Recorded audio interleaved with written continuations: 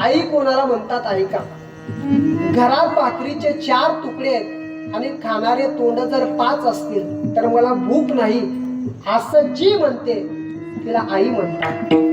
आई नावाचं पात्र जसं महान आहे तसं वडिलांचं सुद्धा आहे. आई कोणाला म्हणतात ऐका.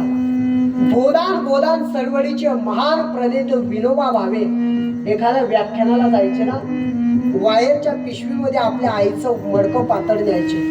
व्याख्यान संपल्यानंतर ते पातळ गादीवरती अंथरायचे आणि त्याच्यावरती झोपायचे.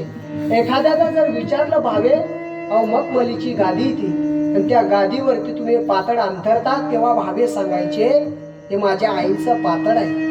मला माझ्या आईच्या मांडीवर झोपायची सवय होती हो, पण काही दिवसापूर्वी माझी आई वारली म्हणून ती गोष्ट मला शक्य नाही. पण या पातळावरती झोपल्यानंतर मला असं वाटतं की मी माझ्या आईच्या कुशीत झोपलोय, माझ्या आईच्या मांडीवर झोपलोय. गोदान गोदान चळवळीचे महान प्रणेते विनोबा भावे एका मडक्या पातळामध्ये आईला पाहतात. ही भावेंच्या ज्ञानाची उंची आहे. आई नावाचं पात्र जसं महान आहे तसं वडिलांचं सुद्धा आहे.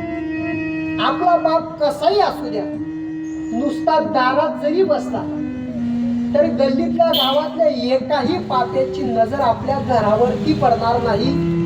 ही बापाची ताकद असते.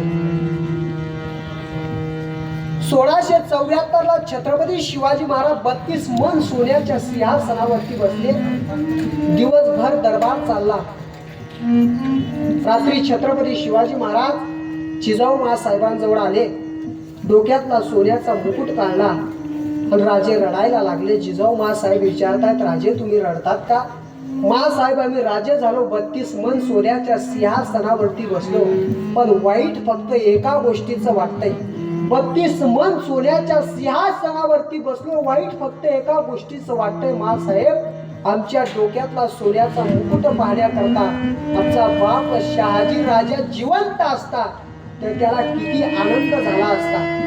महाराष्ट्राच्या राजाला बापाची गरज भासावी. आपण तर सर्वसामान्य माणसं आहोत महाराज, सर्वसामान्य. आपल्याला का गरज भासणार नाही? राजांना